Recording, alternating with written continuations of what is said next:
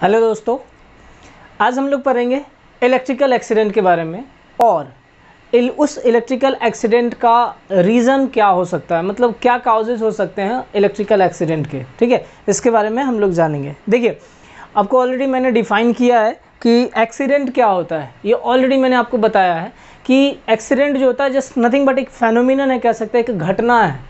ठीक है, या आप उसको कह सकते हो दुर्घटना है जो कि बिना मतलब अनवांटेड कह सकते हैं, जो कि हम नहीं चाहते हैं कि हमारे साथ वैसा कुछ हो, और वह अनवांटेड इवेंट है या अनवांटेड फेनोमिनन को आप कह सकते हो कि वो हमारा क्या है, एक्सीडेंट है। वह किसी भी फील्ड से जुड़ा हो सकता है। मान लीजिए आप बाइक राइड कर रहे हैं, आपके साथ कुछ ऐसा दुर्घटना हो गया तो वो भी हमारा क्या होगा, एक्सीडेंट हो। या कार में ड्राइव कर रहे हैं तो उसके साथ भी मान लीजिए कुछ भी हो सकता है, तो वह हमारा क्या, जो कि आप नहीं चाहते हैं, अनवांटेड है, आपको नहीं पता है और आपके साथ वो घटित हो गया, तो उसको हम लोग क्या बोल रहे हैं, एक्सीडेंट बोल रहे हैं। लेकिन अगर वही एक्सीडेंट आपका इलेक्ट्रिकल से रिलेटेड होगा, किसी भी इलेक्ट्रिकल फील्ड से रिलेटेड होगा, तो उस एक्सीडेंट को हम लोग क्या कंसीडर करेंगे, electrical accident. For an example, अगर मान लेते हैं कि कहीं पे आप वर्क कर रहे हैं किसी भी जगह में, चाहे वो आपका जनरेटिंग स्टेशन हो, चाहे आपका डिस्ट्रीब्यूशन सिस्टम हो, या फिर आप कह लीजिए कहीं रिसीविंग स्टेशन में वर्क कर रहे हैं, और वर्क करने के दौरान अगर मान लीजिए कि आप किसी भी कोई भी काम कर रहे हैं और उस काम में किसी भी तरह का आपको मान लीजिए कि अनवांटेड इवेंट हो जाता है। फॉर एन एग्जांपल, जैसे कि मान लीजिए कि हो सकता है आप पोल पे चढ़े हुए हैं, या स्टील टावर जो बना हुआ होता है ट्रांसमिशन सिस्टम में, वहाँ पे आप स्टील टावर, वहाँ से आप फॉल डाउन कर गए, तो रिलेटेड तो आपका इलेक्ट्रिकल से है, तो वह क्या कहलाएगा, इलेक्ट्रिकल एक्सीडेंट। या मान लीजिए कि आप कहीं पे भी आप स्ट्रिंगिंग करना चाह रहे हैं, स्ट्रिंगिंग करने के दौरान मान लीजिए कि आपने किसी कारण बस उसमें सप्लाई दिया हुआ है, या आप रिपेयरिंग का काम कर रहे हैं और उसमें हम पता ही नहीं आपको कि सप्लाई है कि नहीं है, और आप काम करना स्टार्ट कर दिए, तो क्या होगा, आपको इलेक्ट्रिकली शॉक फील होगा। और वह इलेक्ट्रिकली शॉक जो होगा हमारा, वो किस एक्सीडेंट के अंतर्गत आ जाएगा, आपका इलेक्ट्रिकल एक्सीडेंट के अंतर्गत आ जाएगा। समझ में आया?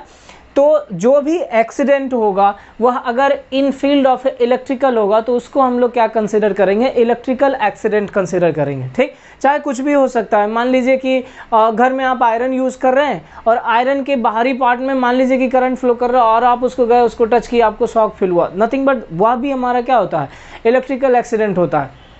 ठीक है, तो इलेक्ट्रिकल एक्सीडेंट जो होता है काफ़ी सीवियर होता है, उससे आदमी मर भी सकता है, सांस जो है वह रुक जाता है। बताएंगे आपको आगे कि मतलब कितने एम्पियर तक करंट अगर फ्लो कर जाता है आपके अंदर, तो आपके मतलब जो सांस है, मतलब जो सांस आप ले रहे हो वह सांस आपका रुक जाता है, आप नहीं ले पाओगे, डेथ भी हो जाता है। ठीक है, तो उसके बहुत सारे मेथड भी हैं कि अगर इलेक्ट्रिकल एक्सीडेंट होता है तो आप किस तरह से बच सकते हैं या कैसे उसका बचाव किया जा सकता है, सारा मेथड मैं आपको बताऊंगा। ठीक है, फिलहाल हम लोग बात करते हैं कि इलेक्ट्रिकल एक्सीडेंट क्या होता है और उस इलेक्ट्रिकल एक्सीडेंट से बचने के क्या उपाय हैं।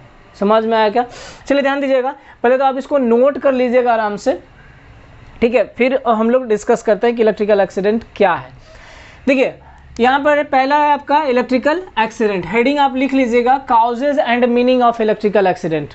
इलेक्ट्रिकल एक्सीडेंट का मतलब क्या होता है और उसके क्या रीज़न है, उसके क्या काउज हैं, ये हमारा क्या है, आज का टॉपिक है।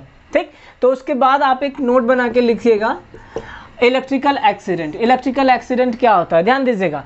It can be defined as a case where a person receives shocks directly or indirectly either from a generating station, transmission system or a distribution system of the electrical energy। समझिएगा कि इसको कहा जाता है कि इस प्रकार से आप इसको मतलब डिफाइन कर सकते हैं कि एक ऐसा केस है।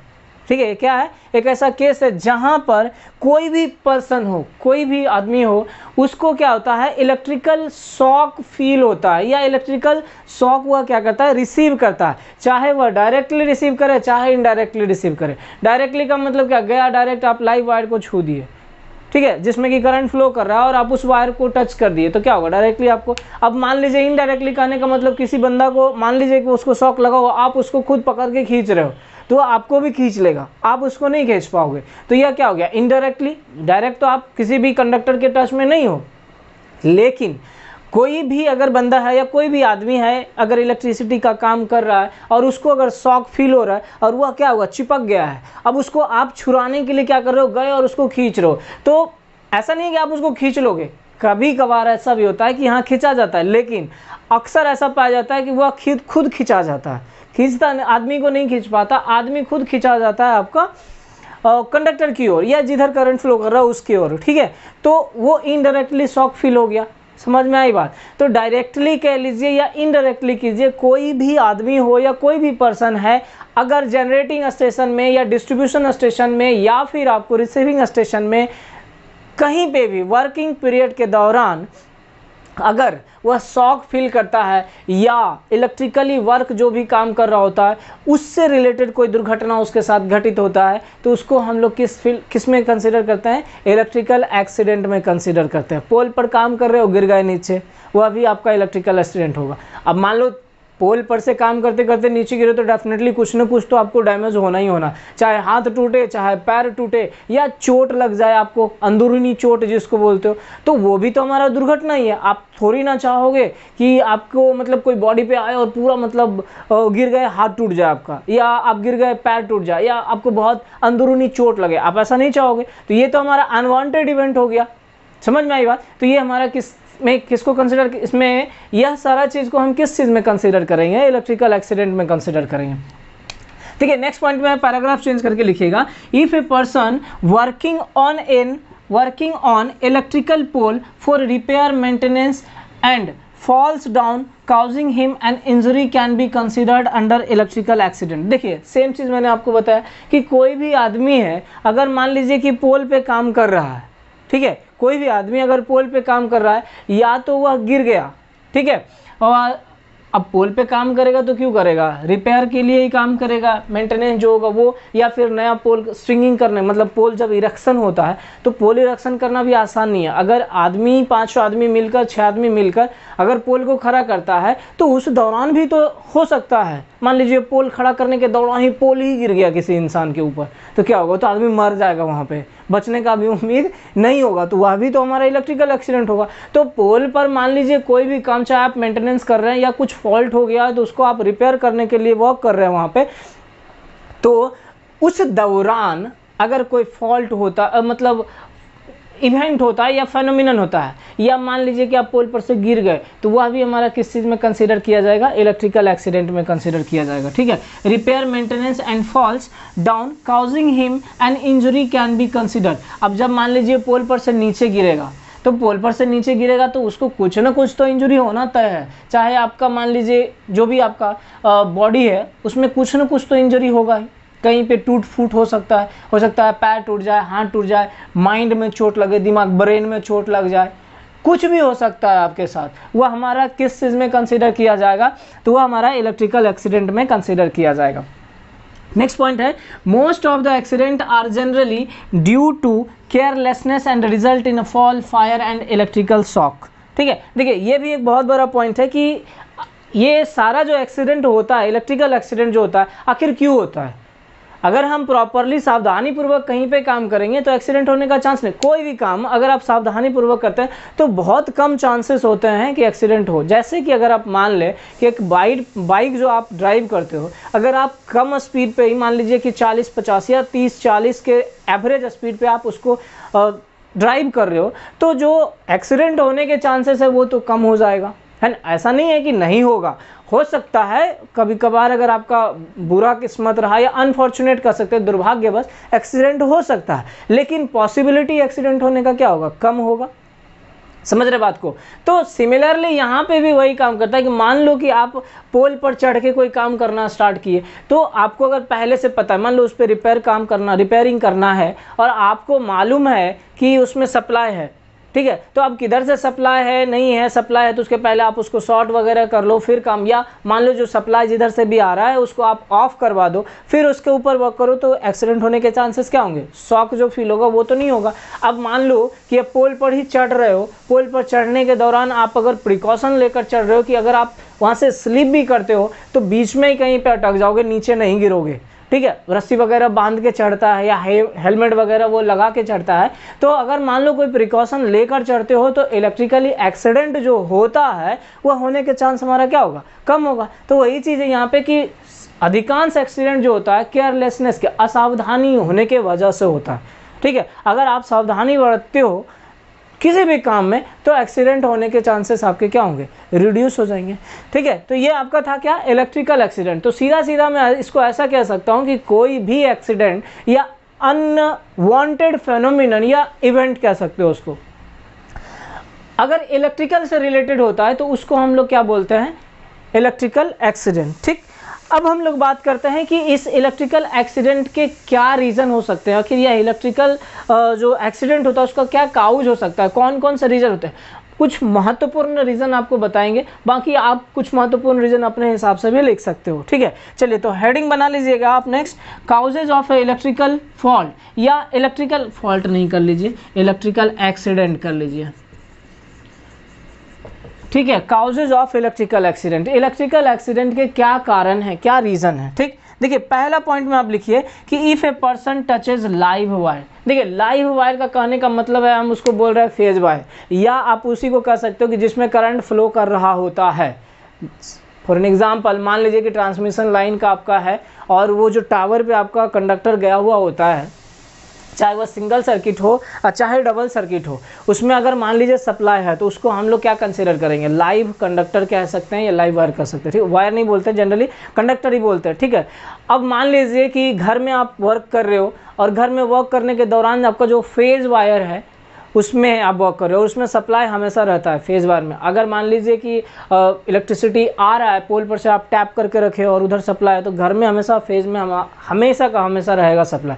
भले बल्ब आपका नहीं जलेगा क्योंकि आपके पास वहाँ न्यूट्रल रहता है और स्विच रहता है, स्विच को अगर ऑफ करके रखे हो तो बल्ब नहीं जलेगा, लेकिन ऐसा नहीं है कि फेज में सप्लाई नहीं रहेगा, फेज में हमेशा सप्लाई रहेगा और उस फेज को हम लोग क्या बोलते हैं, लाइव वायर बोलते हैं। ठीक है, अब मान लो कि उस पर काम कर रहे हो, उसका इंसुलेशन आप रिमूव किए, जो वायर है उसका इंसुलेशन आप रिमूव किए, और इंसुलेशन रिमूव करने के बाद आप उसका जो कॉपर है उसको आप ऐसे ही ओपन हैंड से आप क्या कर रहे हो, उसके साथ में कुछ भी आप कर रहे हो, मान लो कोई काम जो कर रहे हो, कनेक्शन करना है या कनेक्शन रिमूव करना है, तो उसको बस ओपन करके जो इंसुलेशन था उसको रिमूव करके और उसको आप कर रहे हो, तो अगर सप्लाई होगा उसमें करंट फ्लो कर रहा होगा तो डेफिनेटली आपको शॉक फील होगा कि नहीं, समझ रहे बात को। तो ये चीज़ हमारा किस में कंसीडर कर लिया जाता है, इलेक्ट्रिकल एक्सीडेंट में। तो यह भी हमारा क्या है कि इलेक्ट्रिकल एक्सीडेंट होने का रीज़न हो सकता है कि अगर आप लाइव वायर में या जिसमें करंट फ्लो कर रहा होता है उस पर जाके आप उसको डायरेक्ट टच करते हो। लाइव वायर करने का मतलब, अब फेज वायर का मतलब ये नहीं कि इंसुलेशन को अगर आप पकड़ते हो तो कुछ नहीं होगा, ठीक है, कुछ भी नहीं होगा। लेकिन अगर वही जिसमें करंट जो कॉपर होता है अंदर में या एल्युमिनियम होता है उसको अगर आप टच करोगे तो फिर आपको शॉक फील होगा और काफ़ी अच्छा अनुभव होगा, कभी फील करके देखिएगा। ठीक है, तो ये इलेक्ट्रिकल एक्सीडेंट के एक रीज़न तो ये हो जाएगा कि एक पर्सन अगर कोई लाइव वायर को टच करता है तब हमारा क्या हो सकता है, इलेक्ट्रिकल एक्सीडेंट। दूसरा कहता है if a metal frame of the machine या इक्विपमेंट, भी आप लिख सकते हो, मशीन कह लीजिए या इक्विपमेंट, कोई सा इक्विपमेंट होगा, which has become live due to some fault is touched. कहने का ये मतलब है कि कोई भी आपका इक्विपमेंट कह लीजिए, चाहे आप घर में हैं तो आयरन कह लीजिए, फ्रीज कह लीजिए या एसी कह लीजिए, गीजर कह लीजिए, अगर बाहर में कहीं डिस्ट्रीब्यूशन में काम कर रहे हैं या जनरेटिंग स्टेशन में तो वहाँ ट्रांसफार्मर कह लीजिए या अल्टरनेटर कह लीजिए जो जनरेटर होता है, या मान लीजिए सर्किट ब्रेकर है या फिर आइसोलेटर है, ठीक है, एयर ब्रेक स्विच है या फिर आपका बुशिंग वगैरह का जो कंडक्टर वगैरह होता है, तो वो सारा चीज़। ठीक है, अब यहाँ पे कहने का मतलब है कि मेटल फ्रेम, ठीक है, मेटल फ्रेम से कभी करंट फ्लो नहीं करता है। ठीक है, जब मान लीजिए कि ट्रांसफार्मर है तो ट्रांसफार्मर के टैंक से कभी करंट फ्लो नहीं करेगा। आयरन है तो आयरन का जो बाहरी पोर्शन होता है, बॉडी जो होता है, उसमें कभी करंट फ्लो नहीं करता, फॉल्ट होगा तभी जाके करंट फ्लो करेगा। एसी है, एसी का जो बाहरी बॉडी होता है उसमें करंट फ्लो नहीं करता। लेकिन अगर मान लो कोई फॉल्ट होने की वजह से इंटरनली कोई फॉल्ट हुआ उसमें और करंट हमारा बॉडी में करंट फ्लो कर रहा है, बॉडी मतलब अपना शरीर का बात नहीं कर रहे हम लोग, ठीक है, एसी का जो बाहरी बॉडी है, ठीक है, जिसके अंदर की हमारा सारा इक्विपमेंट रखा हुआ रहता है, या आप बात कर सकते हैं आयरन का, तो आयरन जो है, आयरन का जो बाहरी पोर्शन होता है, जो फ्रेम होता है जिसके अंदर की सारा इक्विपमेंट जो आपका हीटिंग एलिमेंट रखा हुआ रहता है या और भी जो कनेक्शन बनाए हुए रहते हैं जिसके अंदर रहता है, उसकी बात मैं कर रहा हूँ। ठीक, तो वह फ्रेम जो है, उस फ्रेम से अगर किसी कारण बस करंट फ्लो करने लगता है, समझ में आई बात, अगर उसमें फ्रेम में करंट फ्लो करने लगता है और आप अचानक गए और उसको छू दिए तो क्या होगा, आपके साथ भी मतलब इलेक्ट्रिकल एक्सीडेंट होने का पॉसिबिलिटी होगा। मतलब आपको शॉक फील होगा, और शॉक फील हुआ नथिंग बट वही तो हमारा इलेक्ट्रिकल एक्सीडेंट है। समझ में आया क्या बात? तो कहने का मतलब है दूसरा रीज़न क्या हो गया कि अगर मान लो कि कोई भी मेटल फ्रेम है और उसमें करंट फ्लो कर रहा है किसी कारणवश या किसी फॉल्ट के वजह से, तो हमारा क्या हो सकता है कि इलेक्ट्रिकल एक्सीडेंट, उसको अगर आपने छू दिया, करंट फ्लो कर रहा है तो कोई बात नहीं है, कर रहा है, लेकिन अगर आप जाकर छू देते हो या कोई भी आदमी उसको जाकर गया टच कर लिया तो उसको क्या होगा, इलेक्ट्रिकल शॉक फील होगा। तो यह रीज़न भी हमारा क्या हो सकता है, इलेक्ट्रिकल एक्सीडेंट का हो सकता है। नोट कर लीजिए इसको आप पहले।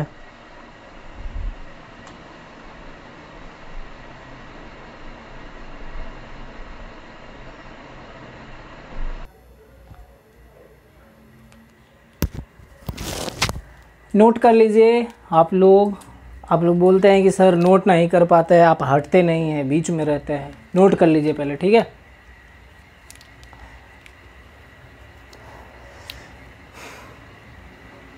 अब आगे देखते हैं, ठीक है। नेक्स्ट काउज क्या होगा इस चीज़ के बारे में देखते हैं। If HV winding and LV winding of a transformer shorts with each other in a high voltage transformer causes insulation damage. देखिएगा क्या होता है, किसी जगह, नॉट ओनली ट्रांसफार्मर की बात कर रहे हैं, कोई सा ट्रांसफार्मर होगा, ठीक है, चाहे आपका डिस्ट्रीब्यूशन ट्रांसफार्मर हो, चाहे पावर ट्रांसफार्मर हो, हाई वोल्टेज ट्रांसफार्मर कह लीजिए, चाहे लो वोल्टेज ट्रांसफार्मर कह लीजिए, उसमें 2 वाइंडिंग ज़रूर होगा, HV वाइंडिंग और LV वाइंडिंग। ऑटो ट्रांसफार्मर की बात नहीं कर रहा हूँ मैं, ठीक है। तो 2 वाइंडिंग होगा, HV वाइंडिंग और LV वाइंडिंग। अब उस जो LV वाइंडिंग HV वाइंडिंग रहता है उसके बीच में इंसुलेशन रहता है, और जो वाइंडिंग होता है उसमें जो वायर होता है, जो कॉपर कंडक्टर यूज होता है, उसके ऊपर भी इंसुलेशन होता है। समझे बात को? अगर मान लीजिए कि HV वाइंडिंग और LV वाइंडिंग किसी कारण से जो लाइव होगा, इंसुलेशन हट जाता है उसके ऊपर से और वह आपस में टच करेगा, ठीक है। टच करेगा मतलब जो LV वाइंडिंग होगा और HV वाइंडिंग, उसका जो कंडक्टर होगा वह दोनों एक दूसरे में टच करता है, तो हमारा क्या हो जाएगा, शॉर्ट सर्किट हो जाएगा। समझ में आया? तो ये भी आप कर सकते हैं कि इंसुलेशन किसी वजह से हट गया या डैमेज हो गया, जिसके वजह से HV वाइंडिंग या LV वाइंडिंग हमारा ट्रांसफार्मर के केस में आपस में टच हो जाएगा, और जैसे टच हो जाएगा हमारा शॉर्ट सर्किट हो जाएगा, और शॉर्ट सर्किट होने की वजह से हमारा क्या होगा, हो सकता है कि कोई इंसान उसके करीब गया या कोई बंदा उसके करीब गया, उसको टच किया, तो वहाँ पे हमारा इलेक्ट्रिकल एक्सीडेंट हो सकता है, या ट्रांसफार्मर में आग लग सकता है, वह भी हमारा इलेक्ट्रिकल एक्सीडेंट होगा। समझ में आई बात? यही चीज़ अगर आप मोटर जनरेटर की बात करो तो उसमें रोटर वाइंडिंग होता है, स्टेटर वाइंडिंग होता है, उसमें भी हमारा जो कंडक्टर यूज होता है, कॉपर या एल्युमिनियम जो भी यूज़ होता है, दोनों यूज़ किया जा सकता है, डिपेंड करता है हमारा, ठीक है।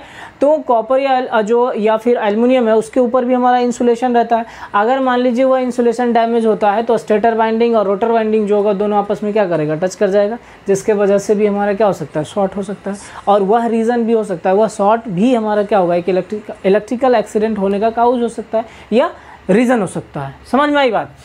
नेक्स्ट देखिए, नेक्स्ट पॉइंट कहता है कि due to loose connection even electrical accident takes place. देखिएगा, लूज कनेक्शन कहने का ये मतलब हुआ कि मान लीजिए कि कोई स्विच है और वह स्विच में जो कनेक्शन आप किए वो आपका ठीक से नहीं किया हुआ है, मतलब ढीला ढाला कह सकते हो आपका, तो उसके वजह से भी स्पार्किंग डेवलप होता है, और स्पार्किंग की वजह से हो सकता है फायर हो जाए, मतलब आग लग सकता है, जिसके वजह से इलेक्ट्रिकल एक्सीडेंट हो सकता है। कहीं पे अगर बात करें, मान लीजिए कि ट्रांसफार्मर है, ट्रांसफार्मर का जो बूसिंग है उसमें आप HV या LV किसी साइड की बात कर सकते हैं। तो अगर मान लीजिए कि वहाँ से कनेक्शन आप बना के लाए और वह कनेक्शन जो बूसिंग के पास से जो कनेक्ट करके आप कंडक्टर लाए हो वो आपका लूज हो, तो वहाँ पे स्पार्किंग डेवलप हो सकता है, और स्पार्किंग डेवलप होने की वजह से हमारा क्या हो सकता है, फायर हो सकता है। वह भी हमारा एक इलेक्ट्रिकल एक्सीडेंट होने का रीज़न हो सकता है, ठीक है। किसी में भी अगर मान लो अल्टरनेटर है, अल्टरनेटर जो कि आपका वोल्टेज जनरेट कर रहा होता है, तो उस वोल्टेज को आप जो जनरेट करता है उसमें से कनेक्ट करके आप क्या करते हो, ट्रांसफार्मर में ले जाते हो। अब उसके बीच में ही आपका लूज कनेक्शन रहा, तो लूज कनेक्शन होने की वजह से भी हमारा क्या होगा, स्पार्किंग डेवलप हो सकता है। समझ में आई बात? चलिए नेक्स्ट पॉइंट देखते हैं हम लोग। Operation of switches with wait hand में रिजल्ट एक्सीडेंट। समझिएगा, देखिए घर में भी ऐसा होता है कि अगर मान लीजिए कि आप कहीं पे कोई भी स्विच है आपके पास, और स्विच को आप गीले हाथों से कर सकते हैं, वेट हैंड से, हाथ भीगा हुआ है आपका और आप गए स्विच को, तो कभी कभी आप देखिएगा कि आपको शॉक फील हो जाता है।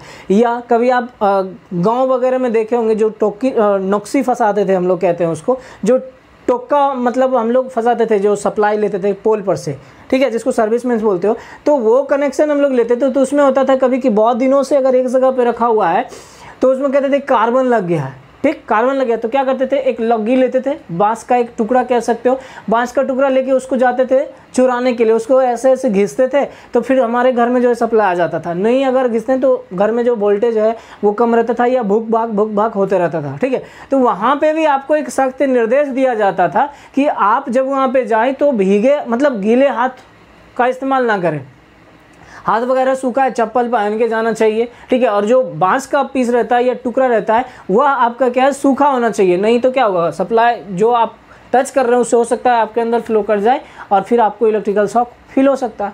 तो यही चीज़ यहाँ पे भी कहा जाता है कि हमें जो है जब कभी आप इलेक्ट्रिकल काम करते हैं या किसी भी इलेक्ट्रिकल से रिलेटेड काम करते हैं तो आपका वेट हैंड नहीं होना चाहिए, मतलब हाथ आपका भीगा नहीं होना चाहिए। रीज़न ये भी आप कह सकते हो कि भीगा हाथ होने की वजह से आपके बॉडी का रेसिस्टेंस और भी कम हो जाता है, और बॉडी का रेसिस्टेंस अगर कम हो गया, समझ रहे हो बात को, अगर बॉडी का रेसिस्टेंस कम हो जाता है तो फिर करंट इजीली आपके अंदर फ्लो कर जाएगा और हो सकता है आपको इलेक्ट्रिकल शॉक फील हो जाए। समझ में आई बात। नेक्स्ट पॉइंट पे ध्यान देते हैं हम लोग, ये हो गया आपका when fault develops electrical spark and also when parts of electrical equipment becomes overheated। समझिएगा कि कहा जा रहा है कि कभी भी अगर फॉल्ट होता है, किसी वजह से आप कह सकते हैं फॉल्ट होता है तो इलेक्ट्रिकल स्पार्क डेवलप होता है। कभी आप देखे होंगे कि जब आप ट्रांसफार्मर जो होता है उसमें जो एयर ब्रेक स्विच लगा हुआ होता है ऊपर पे, तो उसको जब आप चेंज कर रहे होते स्विच को ऑन ऑफ करने के लिए जब आप कर रहे होते तो वहाँ पे स्पार्किंग डेवलप होता है। या कभी आप ऐसा भी देखे होंगे कि ट्रांसफार्मर के पास में आपका कुछ मतलब स्पार्क टाइप से, जिसको लुत्ती बोलते हैं हम लोग, ठीक है, क्या बोलते हैं, लुत्ती फेंक रहा है ऐसा बोलते हैं कुछ, तो वो स्पार्किंग टाइप, चिंगारी है ऐसा बोल सकते हो कि चिंगारी निकल रहा है वहाँ से, ये भी देखे होंगे। नथिंग बट वो रिजल्ट जो होता है आपका जो चिंगारी निकलता है फॉल्ट होने की वजह से ही निकलता है, कहीं पे आपस में टच कर रहा होता है इस वजह से, या कहीं देखा होगा ट्रांसफार्मर में आग लग गया, तो अगर कहीं पे मान लेते हैं कि फॉल्ट होता है तो उसमें स्पार्किंग होता है और स्पार्किंग होने की वजह से भी हमारा क्या होता है, आग लग सकता है। और आग अगर लग रहा है तो इलेक्ट्रिकल फायर हुआ, that is nothing but electrical accident. उसी में कहता है and also when parts of electrical equipment becomes overheated. अगर मान लेते हैं कि कोई भी इलेक्ट्रिकल इक्विपमेंट है अगर उसका पार्ट ओवरहीट होता है, मतलब बहुत ज़्यादा गर्म हो जाता है कह लीजिए, तो गर्म होने के वजह से भी डैमेजेज हो सकता है। जैसे एग्जांपल में मान लीजिए कि अगर आप मोटर जनरेटर की बात करें या ट्रांसफार्मर की बात करें तो उसमें जो वाइंडिंग यूज़ किया जाता है, अगर मान लीजिए ओवर हीटेड होता है तो ओवर हीटेड की वजह से लॉसेस हमारा बढ़ जाता है, और लॉसेस के बढ़ने के वजह से इंसुलेशन जो होता है हमारा, ठीक है, अगर कूलिंग ना प्रोवाइड किया जाए तो इंसुलेशन जो होगा, इंसुलेशन हमारा डैमेज हो सकता है। और एक बार अगर इंसुलेशन डैमेज हो जाता है तो शॉर्ट सर्किट होना तय है, समझ गए। तो वह शॉर्ट सर्किट अगर होता है तो वह भी हमारा इलेक्ट्रिकल एक्सीडेंट का एक रीज़न हो सकता है। क्लियर। नेक्स्ट पॉइंट पे हम लोग बात करते हैं कि a man working on a pole on which lines are fed from two side may fall into accident if there does not know exactly the source of a supply and may open switch from one side only। देखिए कहने का क्या मतलब हुआ यहाँ पे, इसको इस हिसाब से आप समझ लीजिएगा कि अगर मान लीजिए कि कोई एक पोल है यहाँ पे मान लेते हैं कि एक पोल है, इधर से भी है इधर से भी आपका कनेक्शन है, बीच में आपका कहीं इधर से भी मान लीजिए एक पोल ये है, इधर से भी आपका एक पोल है। अब देखिए मान लीजिए कि कोई बंदा यहाँ पे काम कर रहा है, ठीक है, ये जो पॉइंट है वही है, ये बंदा कोई भी आदमी है, कोई भी यहाँ पे काम कर रहा है इसमें, अब इसको पता ही नहीं है कि सप्लाई किधर से आ रहा है।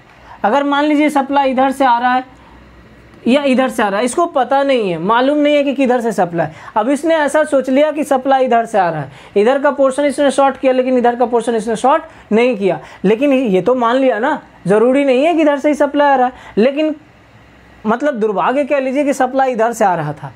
समझ में आई बात, सप्लाई इधर से आ रहा था, अगर मान लो सप्लाई इधर से आ रहा था, इसने शॉर्ट किया इधर ताकि करंट ना फ्लो करे, और सप्लाई आ रहा है इधर, काम कर रहा है यहाँ, बताओ इसके साथ एक्सीडेंट होगा कि नहीं होगा? बिल्कुल, यहाँ पे जो वर्क कर रहा होगा बंदा उसके साथ एक्सीडेंट हो सकता है, और वो हमारा सीधा क्या होगा, हो सकता है गिर जाए, शॉक लगे, नीचे गिर जाए, उसके साथ कुछ भी इंजरी हो सकता है उसको। या मान लेते हैं इसका उल्टा केस भी कह सकते हो आप कि सप्लाई इधर से आ रहा है और इधर ये काम, इधर बोला कि इधर नहीं आ रहा, इधर इसने ओपन कर दिया स्विच वगैरह जो भी लगा था, या इधर शॉर्ट कर दिया, तो सप्लाई तो इधर से आ रहा था। समझ में आई बात, तो इधर से भी करेगा तब भी इसके साथ हो सकता है। तो ये कहता है कि इसको पता नहीं था कि किधर से सप्लाई आ रहा है, तो इसलिए कहा जाता है ऐसा कि जब कभी अगर आप वर्क कर रहे होते हो अगर आप वर्क कर रहे हो कहीं पे भी, तो आप ये चेक कर लीजिए कि सप्लाई का सोर्स कौन सा है, किधर से सप्लाई आ रहा है, ये कर लीजिए। नहीं तो जिस पोल पे काम कर रहे हो या जहाँ पे काम कर रहे हो उसके दोनों साइड को आप शॉर्ट कर दो, ताकि करंट हमारे पास नहीं पहुँच पाए। समझ में आई बात? तो अगर आप दोनों साइड से चेक कर लेते हो कि किधर से सप्लाई आ रहा है और उस साइड को आप बंद कर देते हो, समझ में आई बात? तो अगर दोनों ऑफ ओपन कर देते हो स्विच को, तो फिर आपका एक्सीडेंट होने का चांसेस क्या होगा, रिड्यूस हो जाएगा। समझे बात को? तो वही चीज़ यहाँ पे कहता है कि कोई भी आदमी अगर एक पोल पे काम कर रहा है और उसको मालूम नहीं है कि सप्लाई का सोर्स क्या है, और उसने क्या किया, एक साइड तो बंद किया, दूसरे साइड को बंद नहीं किया, जिसके वजह से भी हो सकता है कि इलेक्ट्रिकल एक्सीडेंट संभव है।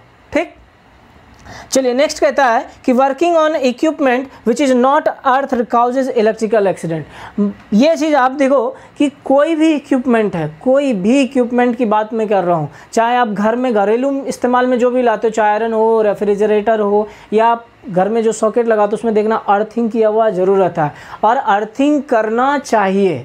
अगर आपके घर में आप चाहते हो कि किसी तरह का इलेक्ट्रिकल एक्सीडेंट नहीं हो, तो आपके घर में प्रॉपर अर्थिंग होना चाहिए। ठीक है, तो कोई भी इक्विपमेंट होता है वो प्रॉपर अर्थड रहता है, उसमें अर्थिंग का एक पॉइंट बना हुआ रहता है। कभी आप देखते होगे कि जो आयरन है उसमें 3 पॉइंट बने होते हैं, मतलब जो उसका प्लग होता है उसमें 3 पॉइंट रहता है, एक अर्थ रहता है और एक फेज और एक न्यूट्रल। लेकिन लोग क्या करता है, उसको काट के एक फेज और एक न्यूट्रल बना देता है। वैसा नहीं करना चाहिए। ठीक है, कि अगर कोई फॉल्ट होता है तो फिर मान लीजिए कि कोई बॉडी वगैरह में करंट फ्लो करना स्टार्ट कर दे, तो फिर अर्थिंग नहीं होने की वजह से वो फ्लो कर नहीं पाएगा, तो आपको शॉक फील हो सकता है। ठीक है, अगर हो सकता है बॉडी में करेगा और आप टच करोगे तो आपको झटका लगेगा, तो ऐसा नहीं करना चाहिए। तो इसलिए कहता है कि हर एक इक्विपमेंट जो होता है वो अर्थ होना चाहिए, चाहे आप एसी रहे, चाहे रेफ्रिजरेटर यूज़ करते हो, गीज़र यूज़ करते हो, या मान लो कि सब स्टेशन में चले जाओ, तो हर एक बॉडी जो होता है हमारा, हर एक पार्ट को अर्थ किया हुआ रहता है या अर्थ किया जाता है। चाहे आप पोल माउंटेड सब स्टेशन में चले जाइएगा तो वहाँ पे जितने भी आयरन मटेरियल होंगे,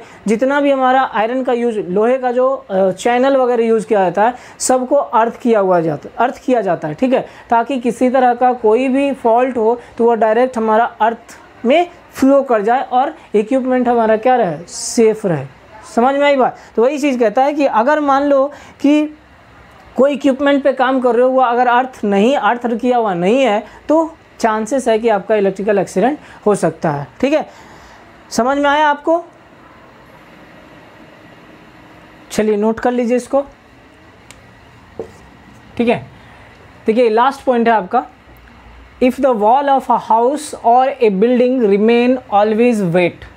कहने का मतलब है कोई भी बिल्डिंग हो या घर हो, उसका अगर दीवार भीगा हुआ रहता है हमेशा, मतलब वेटेड कंडीशन में, हालांकि ड्राई होता है, आप देख लीजिएगा, अगर भीगा हुआ रहता है तो resulting into leakage of electrical current and causes fatal accident. अगर हमेशा का हमेशा मान लीजिए कि जो वॉल है आपका वह भीगा हुआ रहता है, तो उसके वजह से हो सकता है कि जो करंट है, मतलब लीकेज करंट कह सकते हो, कि लीकेज करंट डेवलप हो सकता है, लीकेज करंट ईजिली हमारा फ्लो कर सकता है, जिसके वजह से आपका क्या हो सकता है, फैटल एक्सीडेंट हो सकता है।